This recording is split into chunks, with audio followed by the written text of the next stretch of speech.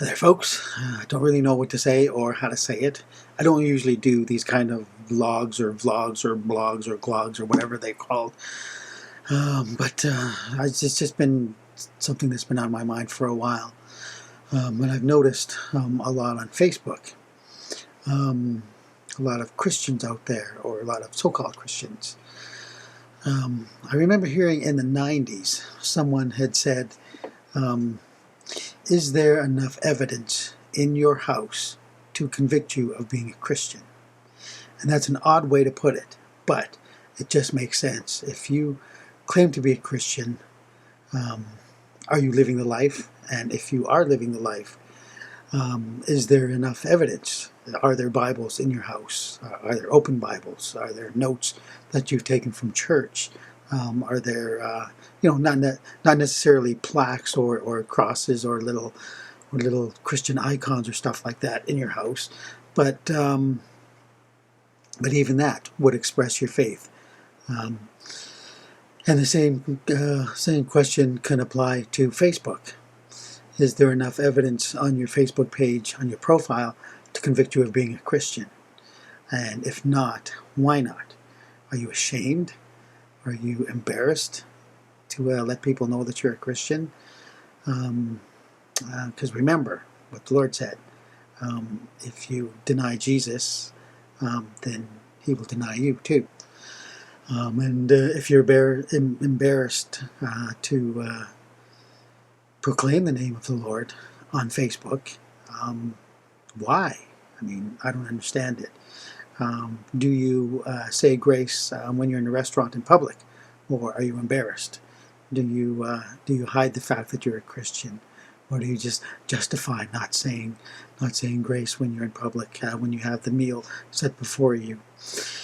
And lastly, it all comes down to basically Judgment Day, especially Judgment Day for the believers. Because when the history of the world is played back, and is there enough going on in your life that you will actually hear God say, well done, good and faithful servant? Is there enough in your life that will bring God glory in the end, when all is said and done, when you're done, when you're breathing your last breath, or when you've been raptured, or if you've been left in the tribulation and you're called to take the number of the beast? Are you going to accept the number because you don't want to admit that you're a Christian? Or are you going to finally admit that you have enough faith in Jesus that you're going to die for him? So I'm just kind of rambling because it's just something that has been on my mind for all believers. And most of the believers that have subscribed to my YouTube or my YouTube channel, and most of the believers that are on my Facebook, they are the kind of Christians that are not hiding it.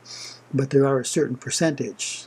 There's a small percentage of Christians that just don't post anything Christian because they don't want to rock the boat, or they don't want to offend anybody, or whatever their reason is.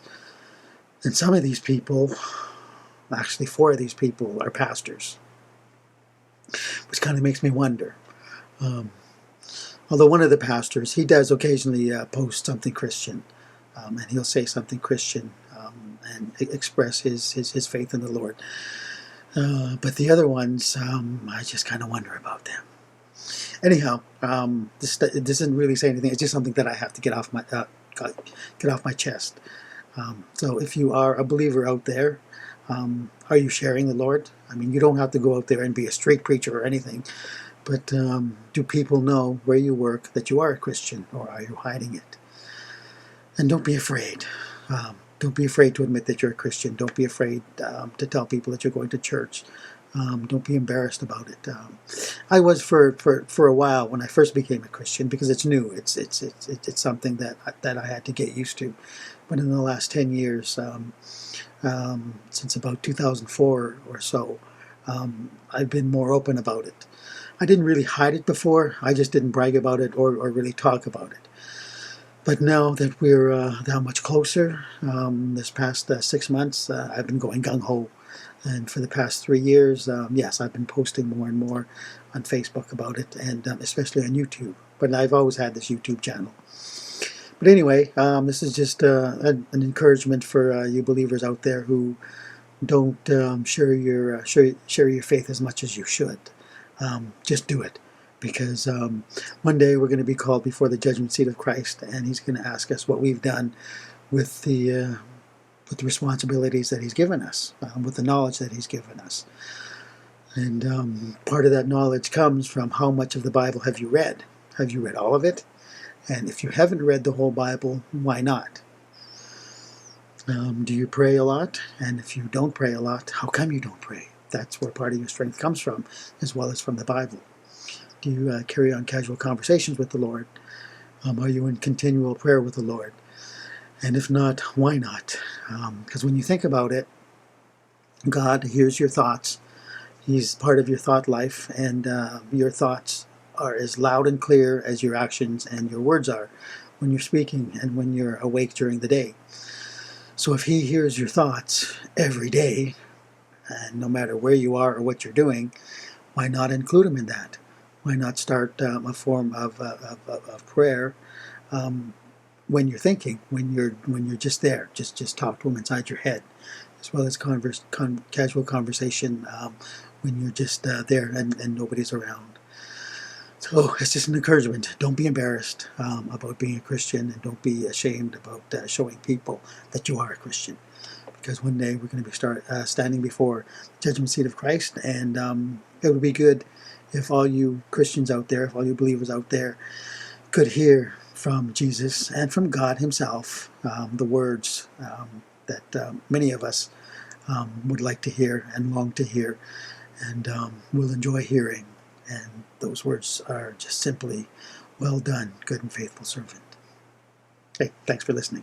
Be a blessing wherever you are in internet land and YouTube world. Jesus is coming back. The rapture will be here soon. Talk to you later.